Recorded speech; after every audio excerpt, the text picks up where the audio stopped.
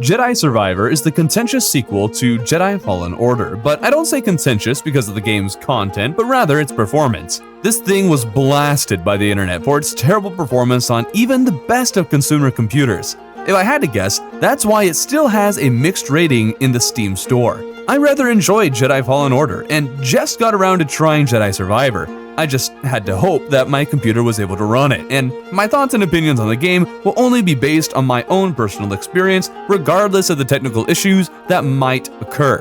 What is promising though is that the game has a sequence before the opening saying that it's optimizing the game's files. Whether it actually has an impact, well, I don't know, but I guess it helps set the mind at ease. Full spoilers ahead if you haven't played this game as well. The game starts with Cal in handcuffs on Coruscant, and because I know I ain't spending the rest of this game in a cell or dead, this has got to be a setup for something. But who needs a setup when the guards casually walk away from their prisoner, and I figured I'll just let them walk away. Yeah, just keep— oh! That startled me! And so I'm brought to the senator who's working with the Empire. My droid BD shows up and frees me, meaning it's tutorial time. I like how I'm in the action for the tutorial, though admittedly, I'm having a really hard time hitting the right buttons at the right time, or, well, even just hitting the right button at all. One thing of note was how forgiving the parry was. I chose the default difficulty option, and changing it could shorten or widen the window, but the default one feels quite large, and I like it, as I usually suck at parrying. Due to a miscalculation on Cal's part, I have to find my way to the crashed Senator's ship. Along the way is the first save point where I'm prompted to upgrade my skills, and this whole thing is quite intimidating at first glance. There's a lot going on the screen right now, but I suppose most of it I can't actually interact with it. It's all just artsy detail. Back into the game itself, I kept finding myself accidentally exploring. I wanted to explore, sure, but I often ended up with 2 or so paths to go down, with no idea which one would progress the game and which would bring me to a collectible, upgrade, currency, or whatever else can be found. I get why you wouldn't just paint a yellow line leading me directly to the story, but I often found that whatever path I chose was the one that I stuck with, so if I chose one for exploration, I'd end up having to double back anyways, but if I chose the correct path that was story, then I wouldn't bother backtracking. Sometimes I would, but I wonder if there's a way to better encourage exploration by cluing the player into which way they are supposed to go in order to progress that story, because I probably would have explored more if I hadn't already chosen the correct path. Part of why I ended up exploring a lot in the early game is that I found it hard to find where I was supposed to go on this planet. There is a clear design to things that can be climbed, but the color scheme is pretty much the same, so everything blends together. This led to quite a bit of frustration as I tried to navigate this very first level, I suppose I'll call it, but that frustration was at least relieved by some fun voice lines. You want to get a bite after a ship? Sure, I can go for a turbo dog. A turbo dog? What? I don't want to kill him now. Bye. Enjoy your turbo dog. In another room, I am given the ability to use the double lightsaber, and I am stunned by its performance. In Fallen Order, I solely used the base single-bladed saber and rarely went to double-bladed. It had its uses, but I struggled in finding enough cases to regularly bring it out. I do remember watching other people play the game, and they did all kinds of stuff I never even knew was in the game, so maybe I was just using it wrong, but the double blade felt clearly distinct from the single blade, and it's just how they put me in this perfect situation to learn its usefulness that made me really appreciate it. Oh, and remember how I thought this was all a setup? Well, I was totally right. Meet Bode. He's an absolute Chad. Button prompts make him useful for platforming, but what I love is how helpful he was during combat. Sure, he's not going to carry me, but when he shoots, he actually does damage instead of missing every shot like a lot of other friendly NPCs do in other games. He even killed a few stormtroopers for me. This is really promising, and I think it's the best balance of an NPC being helpful while also not stealing the player's chance to fight. Though I suppose, who needs help when you can freeze time like Cal can? Bode really is growing on me though. He looks cool, sounds cool, he's got a good personality. He and Cal talk a bit about his life story, and he just overall seems like a good dude trying to provide for his daughter. Only thing is, whenever a movie has a character mention their children or they're about to get married before a battle, I already know they're going to die because it's a cheap way of earning sympathy, and like 99% of the time, I'm right. But I've seen this guy in the trailer, so I doubt they'd kill him this early. Bode isn't the only new character I'm introduced to either. Turn out I'm working for Saw Gerrera with a crew who isn't the Mantis crew from the last game. Weird, I wonder what happened to them. Together we break into the Senator's ship and force opening the door to kidnap this guy makes me feel like a boss. We'll just have to stop by a tailor before interrogating the Senator more.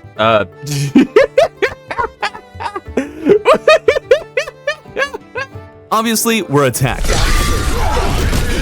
And wait, she's still alive? I thought she died last game. Well, she might not have died, but I'm fairly certain this lady, beloved crew member of mine, you know, her, well, she's dead. I fall and have to make my way back to the ship where I'm given the ability to use Jedi mind tricks to get my enemies to fight their friends to the death. Wait, doesn't that make me the bad guy? Of course, the ninth sister still being alive cannot be allowed, so it's time to fight her. Once she's brought to about a quarter of her health, I am given another stance where I can wield 2 lightsabers separately, and I love just how quick my attacks are with this, and I'm thinking it might become my main stance. The battle was quite difficult, but that's likely because it's just the first one, and there was one of her moves in particular that I still can't figure out. She uses the Force on her head or something and auto dodges whatever I do. My only recourse was to spam attack until she stopped, which usually ended up with me being hit by her. It's only now, while looking back at the footage, that it occurs to me to counter this defense, I might need to use the Jedi mind trick I learned not long ago. Not sure about that, but it's possible. If it is, and you've played this game, let me know. The battle ends with me killing her for real this time, or at least, I think so. But where'd the body go? Oh, she's still alive! As I continued, I did find myself doing better with 2 sabers than 1, and as I approached my ship, I found Bode and one other guy alive. Oh hey, will someone other than Bode survive this? This guy seems cool too. That didn't go as planned, and I end up on Kobo, which just so happens to be where Grease and this cool little turtle creature live. The Bedlam Raiders are here as well, and they got reprogrammed battle droids, and it just feels nice getting to fight these clankers. Of course, they're easy to kill, and even the super battle droids were pretty easy pickings. In fact, the mosquitoes here might be more of a threat than the droids. The best thing about the planet though is that I learned my favorite way to take down any enemy. And soon after, a super blew me up with a rocket, and now I'm scared of them. I thought changing my saber stance would help, but Maxi Big Da Force, what did change my view on sabers quite a bit was a fight with a large creature. I had at the moment a double blade lightsaber and the 2 saber stances. When fighting an enemy with a larger health pool, the long combos became much harder to use in battle, in particular with the double blade as it's slower than the other stances. Not because using it necessarily is slow, but its attacks are longer, and that left too many windows open for me to be hit. I managed to win with 2 blades, but later struggled.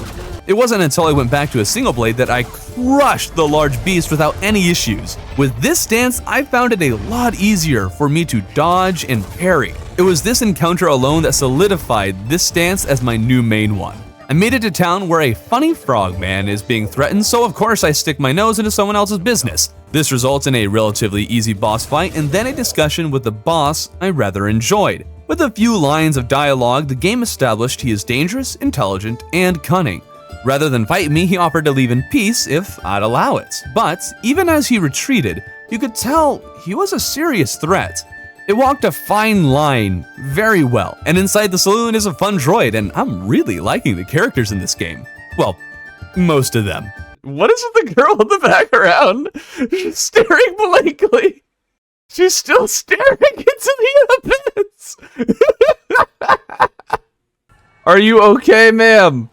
Are you okay? Oh, she's looking. Ma'am, your expression has not changed. Are you okay? Are you okay? Have you had too much? Oh, is that Cad Bane? Have you had too much to drink? What is this? look like a I go to sleep and wake up to this, the scariest part of the game right here, and this is when Jedi Survivor really won me over with its story. Everything before it was great, but this is just an extra nail in that great coffin? Wait, what's a good analogy for this? Grease tries to convince Cal to retire, to stop fighting the Empire, to settle down like he has. It's a real take on how some people would view fighting the Empire and how it'd be really easy to give up and accept things as they are and just live a normal life. That after trying so hard and facing so much loss with no apparent change, it'd be more than tempting to accept things as they are and try to live a happy, normal life. It's a really human and realistic take on how people would respond to oppression. But Cal ain't settling down. This isn't a farming game or a life sim after all. So I go searching for the parts I need to fix the Mantis and accidentally mark the map before conveniently falling into what looks like a Jedi temple. I mentioned the mark on the map because it wouldn't go away, not in the cutscenes, nowhere. It was just always there. It wouldn't go away until I broke down, quit to the title screen, and started the journey again. That did the trick, and I found this old Republic droid in the temple, by the way. We'll get to that later. The droid said to go to one place, or something told me to go to one place, and along the way I encountered, what is this, Sasquatch? Whatever it is, it absolutely wrecked me. There's also this weird floating blue stuff near the location that kills me when I walk into it, so I'm gonna call it the blue shadow virus. If you couldn't tell by now, I do love me some Star Wars, so I may keep making references like this. I see a trapped big bird, which is giving me flashbacks to when I played Horizon Zero Dawn, and I don't like it. Another Sasquatch tries to ruin my day, but thankfully this time I played a bit more cautiously and took the thing down without getting hit that much. It's nice seeing this progress in my skills. Not to say all enemies require skill, though. Everything here wants to eat you or suffocate you. Why do I always get assigned to these backwater posts? Poor guy. Enemy! I feel so sorry. Things became even easier when I learned how to make large beasts eat the stormtroopers for me. That's rough, buddy. But not all animals are good. I glided on this one and it devoured my frames as payment for its services. I make it to the place where I'm supposed to go and there's some dude in a bacta tank. Reading his mind, I learned he's an old Republic Jedi who is trying to start a temple on a nearby planet called Tanalorr that's hidden amidst a nebula. Things didn't go very well and now he's going to take out his anger on me. It was a fun battle, but then he goes and runs away with the Raider leader from earlier, and how the heck do they know each other? This Jedi dude is like, what, over 100 years old? Probably even more? How is that possible? I suppose some species do live a long time, but really? And why didn't he just free him? What is going on here? Before heading to the next world, I learned how to tame beasts. Let's go. Yeah. Let's go, little buddy. You're my new bestest friend. Woo!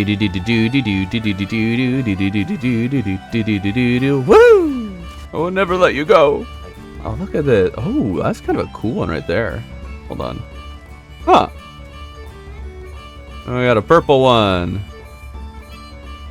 It's a purple one. He's a purple buddy. I left a friend that I said I never would. Now I got a purple one. And I find a shop where I can purchase a new wig or shirt. The next planet is Jeddah, where Seher is waiting our arrival. Another desert planet. That's exciting. Woohoo. And of course, there's a terrifying creature in the sand. What might be as scary as that is the new flamethrower trooper I have to fight. Not sure they really do a lot of damage, but flamethrowers are scary, changed my mind. Or at least they were until I discovered I could just force pull them to myself while distracting the other guys with something else and get an insta-kill.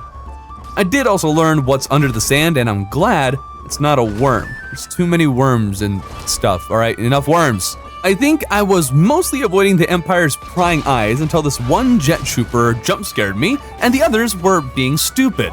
Why did you land? Why are you landing? This is when Marin makes a surprise appearance, or at least it would be a surprise if you hadn't watched any of the trailers. She's a bit of a nag. We should hurry, Cal. A storm is coming. Well, I have loot to get, alright? So, hold your horses. For legal reasons, that was a joke. Here, watch me force push 3 guys off a cliff. Oh, and the minor complaint about this game, sometimes when I try to open a locked door, it gives me a text box saying it's locked, and and Cal says it out loud. Was it really necessary to tell me twice? We get a ride on some creature and Marin is being way too forward.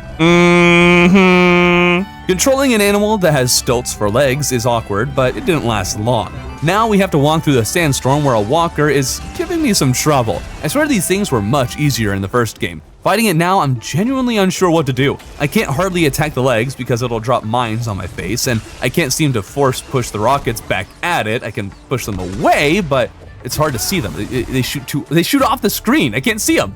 Deflecting the lasers does something, but it's slow going. I pretty much just let Marin carry me on this one. Maybe next time I'll figure it out. I make it to the hideout where this Cordova guy turns out to be alive. I thought he was dead. Congrats on living, I guess.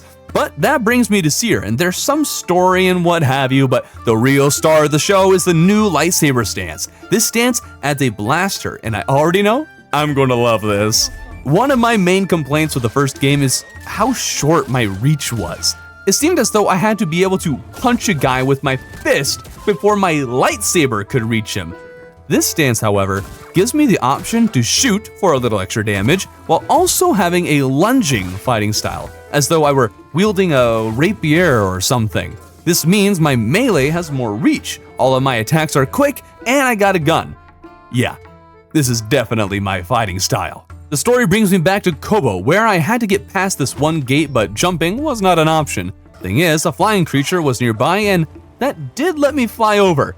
I'm pretty sure that's not how you're supposed to get around this wall, but it works. This brings me to a place with a lot of lava, where yet another jetpack man grabs me out of the air. Cal, you really need to have better situational awareness in the skies.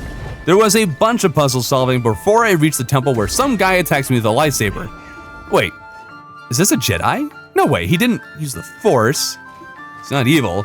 He's got a blue saber. He's not an Inquisitor. Huh. He kind of confuses me.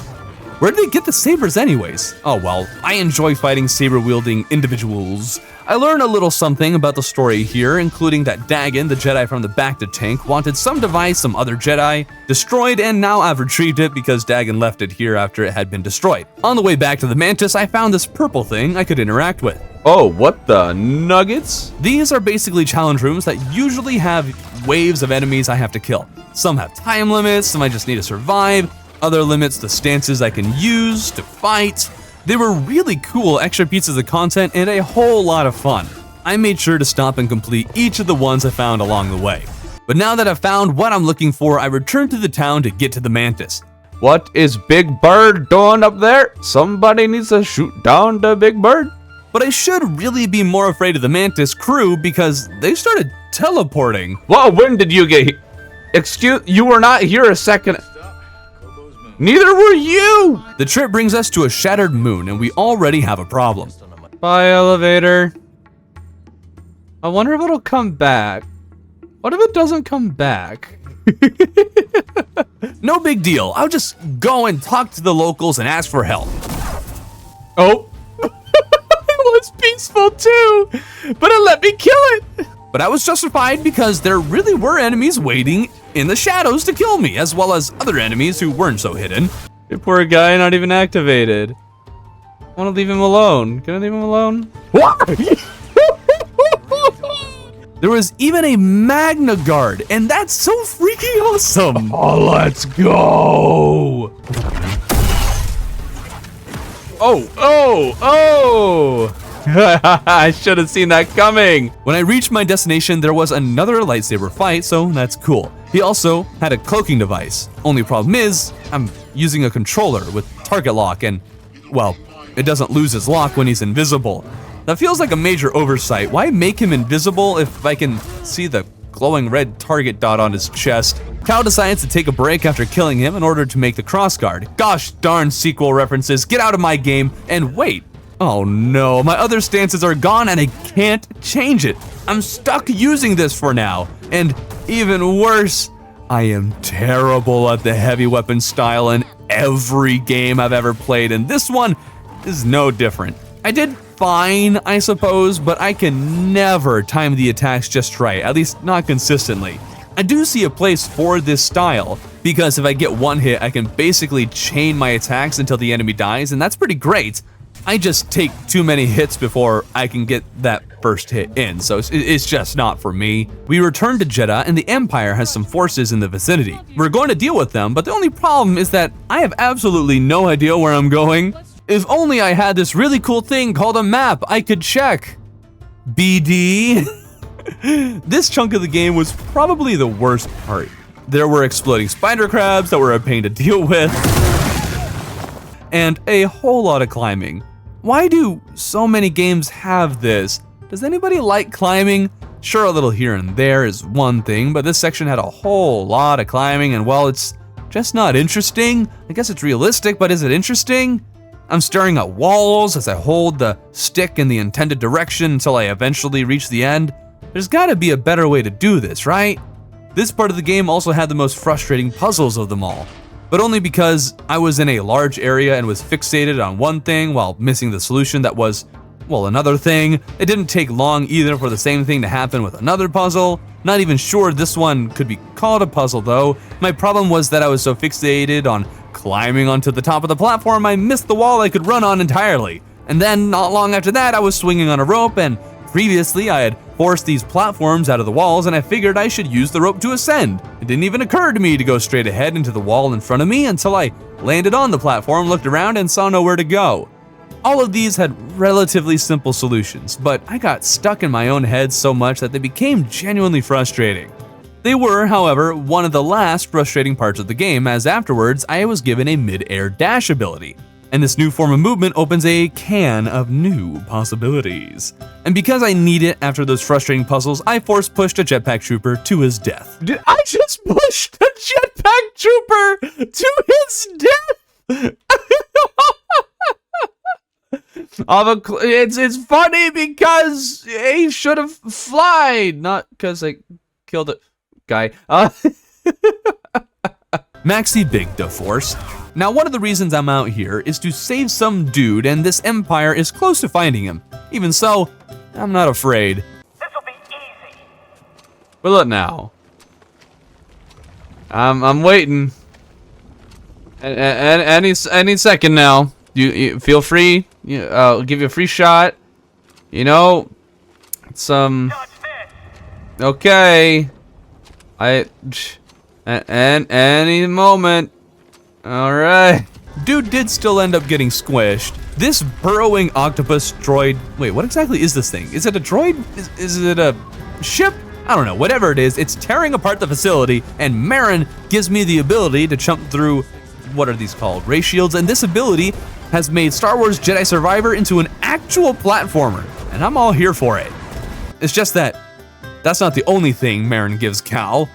All right then. Oh, all right there. Yep, there it is. Okay, yep. BD, just look away. That's uncomfortable. Bad timing, really. You know that? One of the most fun sequences did follow that kiss. Okay. Oh! I can't believe this. What? I'm a flying.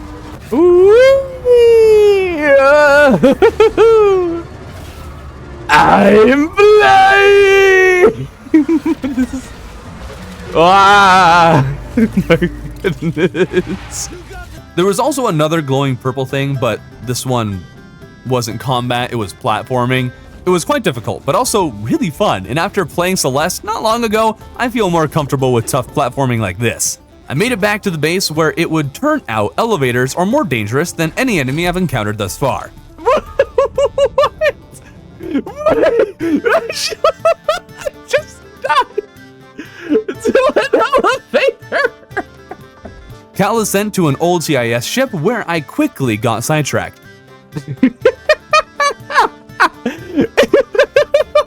General Kenobi. And then, oh dang, did I just walk in on a side quest? Forget that, I'm here to fight droids. But I was not ready for some destroyers to come rolling up on me. I took them down pretty easily, but seeing these things was terrifying, and I'm sure I'm going to be put into situations where they'll be much harder to deal with. We close in on the target when Bode and I, oh yeah, Bode has been with me, but that doesn't matter because we get separated immediately after he tells me to basically get in a relationship with Marin. and this little bit of separation, it actually made me concerned about his safety. I don't actually want Bo to die. This is a new feeling. I don't remember ever having felt this way about a video game character before, but now we're separated and I'm feeling quite suspicious. Why did that door suddenly activate? And several others are being closed in my face along the way. I feel like I'm being led somewhere. Yep. Stabbing him in the heart does nothing, and he reattaches his arm after I chopped it off. Wait, what? Who is this guy? Is he that one race that Dirge is? Is that race canon? Is Dirge canon? He was able to regenerate after being blown into literal pieces by Obi-Wan in the 2003 Clone Wars series. What a great series, by the way. I really like this guy, and after escaping and listening to a conversation between him and Dagan, I like him even more. Actually, one of my top 10 villains in, well, anything. He can't take the number 1 slot though, because that's reserved for elevators. Wait, what? I just died in an elevator again! I find Z, the old Republic droid who Dagan kidnapped, and I'm here to save her. Wait, I said I was going to talk about, no, I'm not. So this is an old Republic droid, ignore it. It'd make more sense if I was talking about more of the story in this video, but it's already too long, and I can't go into all of the details. All I know is now I'm face to face with Dagan, and wait a second, I thought he was going to be the final boss. I can't kill him yet. This isn't right. I'll take it though. I loved the battle, and I gotta say, I have really enjoyed Survivor's combat leagues more than Fallen Order's. I feel as though I can react faster, move faster, have more options. It overall is just better. But I'd have to play Fallen Order again to get a better feel as to why. It might even just be that I played Fallen Order with a keyboard and mouse, while Survivor I played with the controller, which is recommended at the start of the game. And now that I'm making videos, I figured I'd use the recommended control method. Dagan ends up escaping, which I guess makes sense. There's no way we're at the end of the game. I've also talked about how I love Bode and the villain, whose name I actually don't remember, but Grease is fun to listen to, and Marin won me over with this one interaction. Jetpack, man the guns. Copy that. Oh, and I might need some of your blood. In case I get tired. What?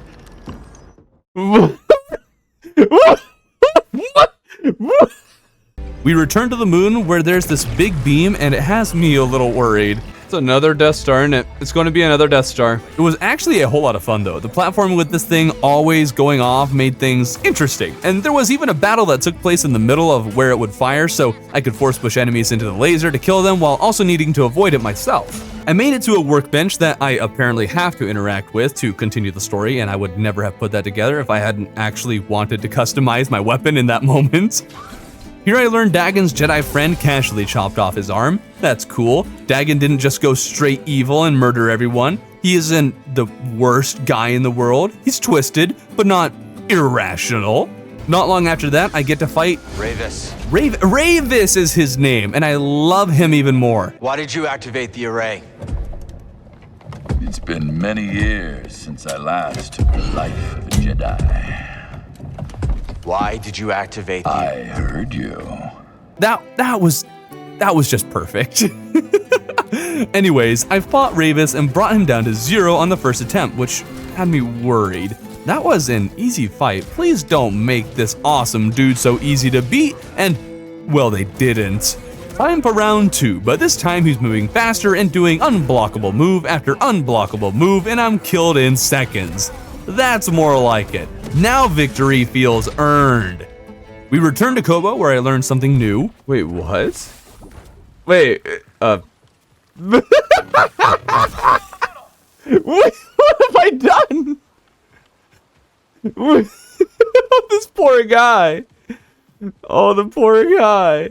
See, there is a force ability that lets me move things up and down, which I thought was just a utility force power, something for the sake of platforming and moving things. But after accidentally tapping the buttons, I used the power on a trooper, and it dawned on me just how many force powers I have and the great many methods available for me to take down enemies.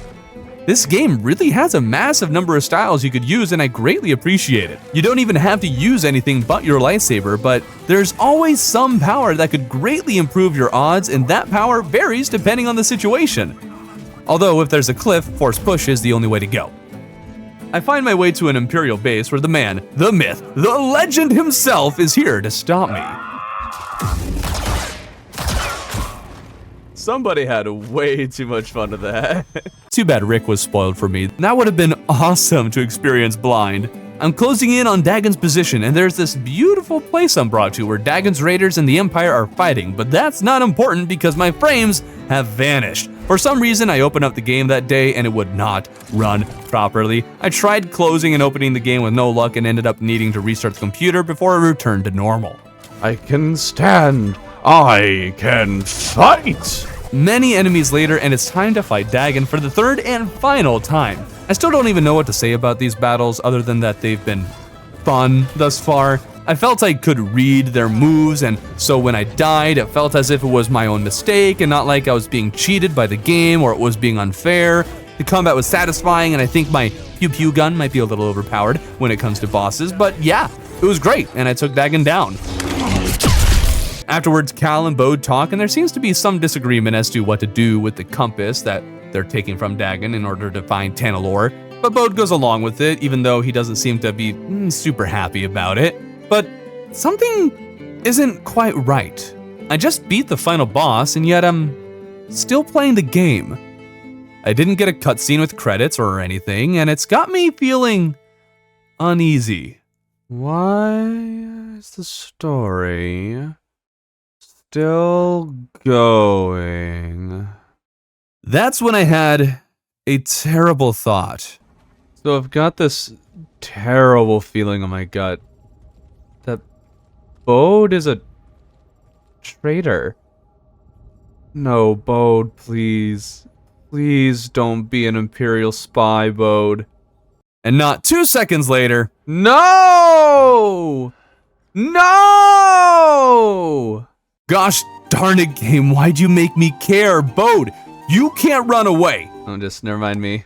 Epic chase, and it's gotta call an elevator. Oh, he's getting on a speeder? Well, I'm still chasing him. Oh, this is ruining the dramatic moment because I'm enjoying this way too much. I was having way too much fun on the speeder and not really taking the game seriously, or at least not as seriously as I should be. Be less fun, game. Now this is pod racing. Of course, I catch up to Bode, but I was not ready for this. Bode is a jet. What the absolute? Even worse, he's using my blaster lightsaber combo. Hey, that's mine. You can't do that. I end up losing the battle and blacking out while Bode escapes and the Empire closes in on my friends. Wait, was that battle unwinnable? What happens if I do win it?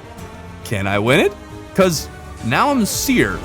What's even happening now? Did losing affect the story? I'm so confused. But I guess, who cares if I'm confused, because Seher is OP. Forget you, Cal, I'm using Seher from now on, and oh, that's Darth Vader. Well, it was fun while it lasted, but goodbye, Seher. We all know what's going to happen here. She did nearly kill him, though. Geez, Anakin, you're losing your touch. And it was freaking awesome getting to fight Darth Stinkin' Vader. But this one doesn't just end if I lose. You get to fight till you win, just not canonically. I thought we'd go straight to revenge on Bode, but instead we spend a bit of time in an Imperial bunker because, yes, Bode is an Imperial spy who is basically some commander's secret inquisitor. Cal walked around dressed up as an Imperial after stealing some guy's clothes, which somehow worked despite having a lightsaber on his waist. Kata, Bode's daughter, he has a daughter, by the way, I think I mentioned that, but she's smarter than every Imperial in this base, it would seem. And this whole scene is quite interesting. I'm here for revenge on the man who betrayed me and got a close friend and teacher killed. And yet Bode is just some father trying to do what is best for his daughter, trying to escape the Empire. The whole time, I'm wondering if I'll be given the option to either show mercy or kill him, and I wasn't sure which I'd choose. I just wish the whole situation wasn't contrived. None of it makes sense. Cal wants the compass to the secret planet to save people from the Empire and hide them there. Bode wants it so he and his daughter can escape the Empire and hide on this secret planet. For some reason, Bode thinks bringing other people to the planet somehow ruins his chance to safely keep his daughter on Tanalorr. But I don't see the conflict, at least not as explained in the game. they could both have what they want. The planet is a safe haven from the Empire, which is what they're both going for. The only conflict is how many people to bring there, I guess? One potential and inevitable problem would be that spy that would almost certainly be brought in eventually. That'd be a real point of contention, a reason to argue Cal shouldn't share the secret path to the secret planet with more people, but that's never articulated. It's just this artificial conflict of it's either me or them, but that's a false choice. And it's not just Bode being irrational because Cal goes along with that line of reasoning. Anyways, that's my one rant and complaints about the game's story. It could have been fixed so easily. At least I get to use OP darkside powers as I chase Bode down. Embrace the darkness. Wait, I'm on the dark side now? Whoa! Love how their limbs just fly off of them. And we're going to skip right ahead to Tanalorr, where the final confrontation will take place. And as I approach, Bode's daughter is singing a lovely song, and it sends chills down my spine. When the sky is clear, I can sense you're near, looking down on me. Still listening to that every single time gives me those chills. I really have never felt this way during a game. I care about what's happening.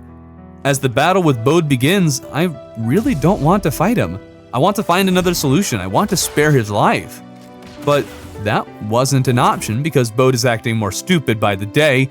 I'm sorry, God. This boss fight was also a bit frustrating because there were several unblockable moves that felt as though they had weird or buggy timing. Several times I was fairly certain I had dodged an attack, but apparently I hadn't, and even with the same attacks I'd dodge at slightly different times, but still always got hits. It was weird and frustrating, but also the hardest boss fight, and considering how it's the final one, I suppose that's warranted. In the end, Jedi Survivor made me feel something, and has quickly become one of my favorite Star Wars stories. Assuming your computer can run the thing, it doesn't deserve the rating it currently has. But that does assume you can run it, and I would totally have given the game a negative review myself if I hadn't been able to play it due to some technical issues, especially with a strong computer like mine. So maybe because of how poorly its launch was handled, it deserves some of the hate. But if you do play it, it's not one of my favorite games, favorite Star Wars stories, and the first video game story that truly made me feel something.